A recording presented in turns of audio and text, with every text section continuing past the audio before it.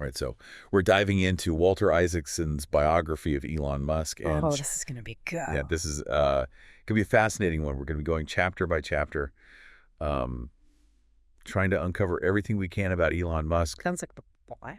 his life, his businesses, everything from his childhood in South Africa, Yeah. apartheid era South Africa, Right. to, near-death experiences and personal dramas. And then, of course, all the rockets and cars and AI. And AI, yeah. Well, it's going to be fascinating because he's such a compelling figure. I mean, this isn't just another tech CEO. Right. He really is a personality, and Isaacson gets into it. Isaacson really tries to unpack the forces that shaped him, the good and the bad, Yeah. the brilliance, the chaos. Yeah, and I mean, speaking of which, let's just jump right into it. Chapter 1, Adventurers. Okay, yeah. So right off the bat, we see that, risk-taking is practically in his DNA. Isaacson paints this really vivid picture of his maternal grandfather, Joshua Haldeman, a true adventurer. He was this guy who traded chiropractic adjustments for food and lodging. Like, he'd just travel around and be like, hey, I'll crack your back if you give me a meal and let me sleep on your floor. And he survived plane crashes. Oh, my God. And even got into some political activism. It's like a preview of Elon, isn't it? It really does feel like you see shades of Yes. Elon in that profile, pushing the boundaries, not afraid of danger, larger than life personality. But then, the chapter shifts to Elon's childhood and things get a lot more complicated. More complex, yeah. Yeah. It's not this idyllic upbringing you might expect. Isaacson goes into detail about this pretty difficult childhood. Yeah. He was bullied relentlessly. There were some misdiagnoses. He had a really strained relationship with his father, Errol. Right. And, I mean, there's even a story about young Elon. He's bitten by his dog, but he refuses treatment until he's assured that the dog won't be punished. Heartbreaking. It's just heartbreaking. And then you add in Errol's abuse towards May, his mom, and it's just, Right. it paints a bleak picture. I mean, you can't help but wonder how that kind of turbulent upbringing, how that shaped him. Right. How that messed him up. Right. And then we move on to Chapter 2, Escape to the Future. Okay. And we see a teenage Elon really diving headfirst into the world of computers and entrepreneurship. He teaches himself to code, creates and sells his first video game, Mm-hmm. and he's starting to dream big. And this is where we see, those early signs of what's to come, right? And I mean, he's devouring science fiction. Right. He's obsessed with space travel. Yeah. He's already starting to, formulate this grand vision of making humanity multiplanetary. No, he's not just a tech whiz. He's already thinking about solving these existential problems. And then in Chapter 3, Pretoria to Pennsylvania, Mm-hmm. we see him going from South Africa to Canada and finally the U.S. He goes to University of Pennsylvania, studies physics and economics, and you can really see his entrepreneurial skills starting to develop. Yeah. He's laying the groundwork for everything that's going to come later. Yeah. He's got internships at financial firms, starts a student business cleaning boilers, Oh, wow. even tries to open a video arcade. I did not know that. It's just this constant hustle, Yeah. this drive to build something of his own. He can't sit still. And then, of course, that restlessness takes him to Silicon Valley. Isaacson covers that in Chapter 4, Silicon Valley. Makes sense, though. And Elon drops out of his PhD program at Stanford Yeah. to co-found Zip2, that company that provides online city guides for newspapers. Oh, right. And, it's his first real taste of the tech boom. Yeah. And he just throws himself into it completely. And this is where he learns the ropes, right? Starting and running a business. But also, he gets a taste of that Silicon Valley, cutthroat competition roller coaster ride. He clashes with investors, pushes his team to the limit, Right. but ultimately navigates the sale of Zip2 for a nice chunk of change. It's a huge win, but it's also clear that this is just the beginning. He's already on to the next thing. And in Chapter 5, Blast Off, he jumps into online banking with X.com. Right. Which would eventually Yeah, which would eventually become PayPal. become PayPal, yeah. So, I mean, it's like you said, his vision is really starting to crystallize here. Yeah, he's not just interested in building businesses.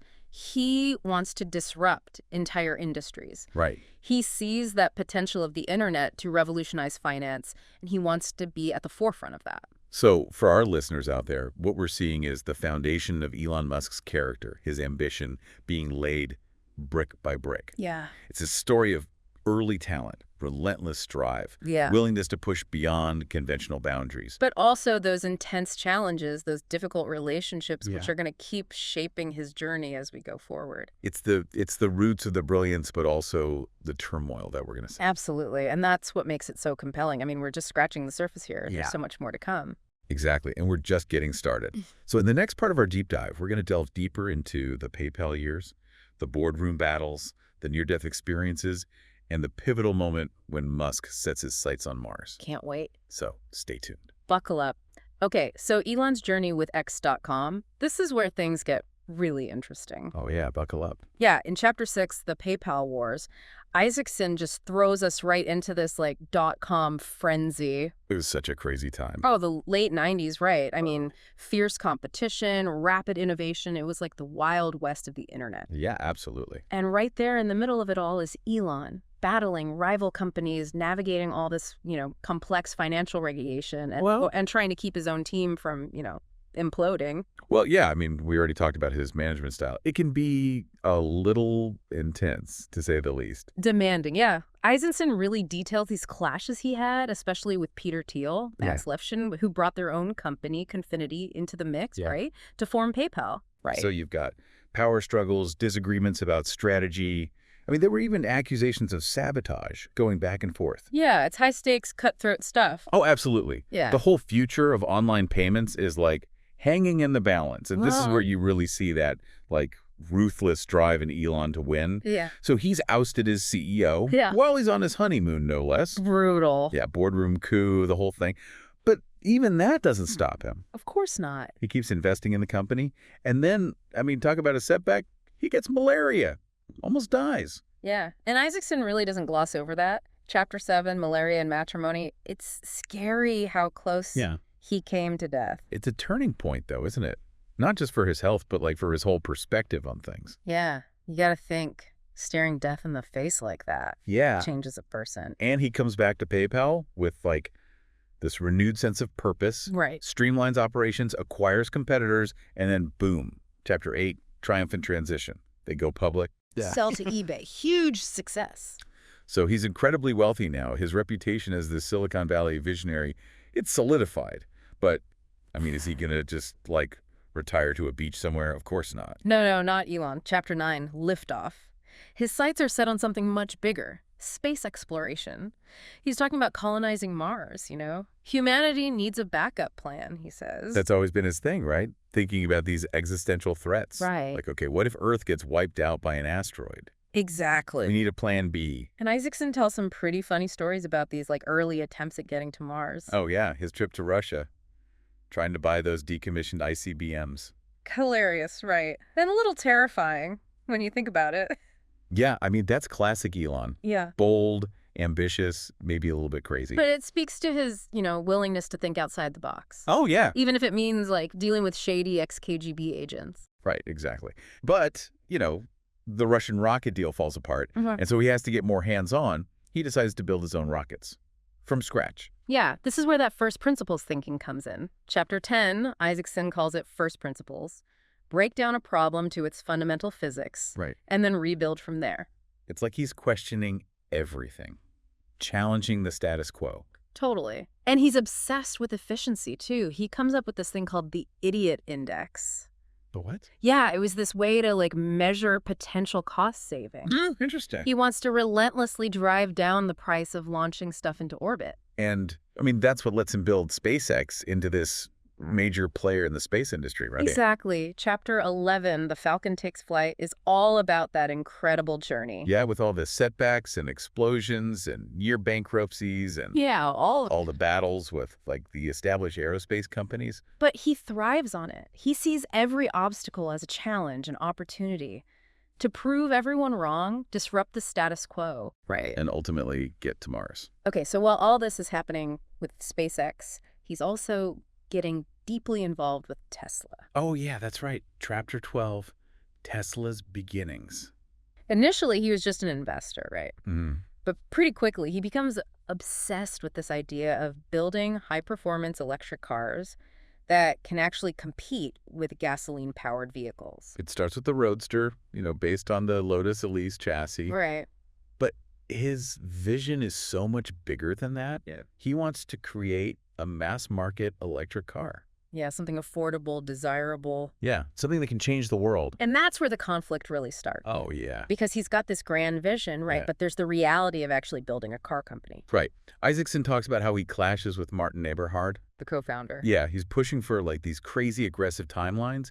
And when they start running into financial troubles, he puts in his own money to keep the company afloat. It's all in Chapter 13, the Silicon Valley Way. It's a crazy roller coaster. Production delays, technical problems. They're constantly running out of cash. Yeah, and Elon's leadership style, demanding, volatile, it creates all this friction within the company. And, I mean, it ultimately leads to Eberhard being pushed out, which Isaacson covers in Chapter 14, Eberhard ousted. Yeah, it's messy. But in the midst of all this chaos, they're making progress. The Roadster finally hits the market. People are loving it. It's proving that electric cars can be exciting and practical. Yeah. And Elon's ambition is like growing exponentially. He's already planning the Model S, right? That luxury sedan. And he starts laying the groundwork for the supercharger network. Like he's thinking 10 steps ahead. Absolutely. Chapter 15, charging forward. He's got this vision of like revolutionizing long distance travel for electric cars. But it's a huge risk, right? Tesla's still this young company. They're losing money. They're up against these massive, well-established automakers who are finally starting to realize that electric vehicles are a thing. Right. And then the financial crisis hits in 2008. Chapter 16, financial meltdown. The entire auto industry is in turmoil. Yeah, I remember that. It was like the world was ending. And Tesla is right on the brink of collapse. They can't get funding. Investors are losing faith. So what does Elon do? He does what he always does, doubles down, pours more of his own money into the company, convinces investors to stick with him. Scrapes together every last resource. Just to keep Tesla alive. And then, just when it seems like all hope is lost, he gets that loan from the Department of Energy. Yeah, Chapter 17, government lifeline. It's right. controversial. Oh, yeah. People accused him of getting special treatment, all that. But it gave Tesla the breathing room they needed. And that's when things start to turn around. The Model S development gets back on track. Production's ramping up at the Fremont factory. They're gaining momentum. Okay, so Chapter 18, building the Model S. What's happening here? Intense pressure, long hours. Isaacson really captures that. Right. Elon is pushing everyone to the absolute limit to deliver this game-changing car. And it's not just assembling parts. They're designing this thing from the ground up, developing cutting-edge battery technology, creating a whole new manufacturing process for electric vehicles. And Elon is right in the middle of it all, obsessing over every little detail, driving everyone around him to exhaustion. So he's still that same demanding, sometimes volatile leader. Oh, yeah. But now there's also this sense of like shared purpose, this feeling that they're building something truly revolutionary. Exactly. And when the Model S finally launches in 2012, Chapter 19, the Model S arrives. It's a hit. It's a huge success. Rave reviews, awards, it sets a new standard for electric vehicles. But of course, Elon's already thinking about the next thing. Never stops, does he? Nope. Model X, the Falcon Wing SUV, Right. and the Gigafactory, Chapter 20, scaling up. He wants to build this massive battery production facility to really bring down the cost of electric vehicles. So it's clear that Elon is not content with just building a successful car company. He wants to completely revolutionize the entire transportation industry. And he's willing to do whatever it takes to make that happen. So as we get into these later chapters, you see Elon juggling so much. Tesla's growing like crazy. He's still got SpaceX going. And then there are all these other ventures he's diving into. Chapter 21, the Gigafactory. This is where we see that obsession with building the world's largest battery factory. It's key to making electric vehicles more affordable, right? Exactly. And the scale of it, it's just mind-blowing. Isaacson takes us right inside the construction of this Gigafactory in Nevada. No way. All the logistical nightmares, the technological breakthroughs. I mean, just the audacity of building something that massive. Yeah. It's incredible. And it's not just about batteries, right? He's also pushing hard on self-driving cars with Tesla's autopilot. Chapter 22, autonomous ambitions. He really believes this is the future, that it'll save lives. Yeah, revolutionize transportation. But of course, there are these challenges and controversies. Yeah, and Isaacson doesn't shy away from that. He gets into the accidents, the setbacks, the whole debate about the ethics of it all. Right. And, Elon has that tendency to, overpromise and push the limits of what's possible. Yeah. Which sometimes gets him in trouble with regulators and safety advocates. Right, right. But even with all that going on, Tesla's still innovating. They released the Model X, that futuristic SUV with the falcon wing doors. Oh, yeah, those are cool. And they start working on the Model 3, which is supposed to be that mass-market electric car for everyone. That's chapters 23 and 24, right? Oh. The Falcon takes flight, and then Model 3 in mass market. Exactly. So, rapid growth, expansion, but also some serious growing pains. I mean, Elon's workaholic, demanding style, it takes a toll. His marriage to Tallulah Riley falls apart. Second, divorce, right? That's in chapter 25, divorce and disruption. Yeah. And then there's Solar City, chapter 26, Solar City and Synergy. That whole saga with him acquiring the company his cousin started, Oh, yeah, that was controversial. people questioned whether there was a conflict of interest there. It's like, how does he manage all this stuff? It would be overwhelming for anyone else. Well, in chapter 27, Pushing the Limits, Isaacson kind of paints a picture of that. The workaholic habits, the sleep deprivation, that constant drive to push forward. It's almost like he thrives on the chaos. Right. But it's not just Tesla and SpaceX. He starts the Boring Company to dig tunnels for traffic. Oh, yeah, I forgot about that. Then there's Hyperloop, that high-speed transportation system. It's like he's got a million ideas a minute. Always trying to solve these big, audacious problems. Chapter 28, The Boring Company and Hyperloop, really gets into that. And then there's Neuralink, chapter 29, Neuralink and the Future of the Mind. This is where things get really sci-fi. Brain-computer interfaces, merging human consciousness with AI. It's mind-blowing, the stuff they're working on, but also kind of scary. Yeah, definitely raises some ethical questions. And as all these companies are growing, he becomes this massive public figure. Chapter 30, Fame and Frustration. Celebrity CEO, symbol of innovation, but also a target. Yeah, the bigger you get, the more haters you have, right? He gets into Twitter feuds, clashes with journalists. His personal life becomes tabloid fodder. This has got to be tough, having all that attention on you all the time. And I think it fuels this sense of mission in him. Like, he's got this unique role to play in shaping the future. Chapter 31, The Mission, is all about that. Saving the planet, colonizing Mars, all that. Exactly. And it drives him to keep pushing the boundaries, you know? Chapter 32, Falcon Heavy and Beyond. SpaceX launches this massive rocket, the Falcon Heavy. And most powerful rocket at the time, right? Yeah. Then he starts talking about Starship, this fully reusable spacecraft designed to go to Mars and beyond. Chapter 33, Starship Dreams. It's like he's always aiming to the next impossible thing. But, of course, there are more setbacks along the way. Model 3 production delays, quality control issues. Chapter 34, Production Hell, really captures the stress and the pressure of that time. And as Tesla's stock is going crazy, making him one of the richest people in the world, Yeah. he's getting even more scrutiny from regulators and the media. Chapter 35, Tweets and Turmoil. His impulsive tweet, his behavior, it's raising questions about his judgment. And it leads to some pretty big PR disasters. Like that fight with the SEC over taking Tesla private? Yeah, Chapter 36, SEC showdown. And then that weird interview where he smokes weed on a podcast. Oh, yeah, I remember that. And the whole thing with the Thai cave rescue. Where he tries to build a mini-sub to save those kids. Yeah, Chapter 37, Going Underground, and Chapter 38, The Cave Rescue. It's a mess. Definitely a low point for him, I think. It's a lot, even for Elon. But somehow he comes out of it, keeps pushing forward. And then the pandemic hits. Right, Chapter 39, Pandemic Pivot. Initially, he downplays the threat, fights against lockdowns. Sounds about right. But then he pivots Tesla to make ventilators, you know? He's trying to keep the company going during all this chaos. It's like no matter what's happening in the world, he just keeps going. And SpaceX keeps hitting milestones, too. Chapter 40, SpaceX soars. They launch NASA astronauts to the International Space Station. First time a private company has ever done that. It's a pretty amazing accomplishment. Oh, absolutely. But even then, he's already on to the next thing. Buying Twitter. Yeah, that was wild. Chapters 41 and 42, Twitter temptation and the Twitter takeover. Isaacson really gets into the whole saga, the negotiations, the legal battles. It's crazy, the whole hostile takeover thing. And he pulls it off, becomes the CEO of Twitter. But, I mean, the book kind of ends there. It just hints at what's to come. It's like a cliffhanger. What's Elon going to do with Twitter? Right. Which I guess is fitting, because with Elon, you never really know what's going to happen next. So, I mean, what's the big takeaway from all of this? Is he a genius? A reckless billionaire? A hero? A villain?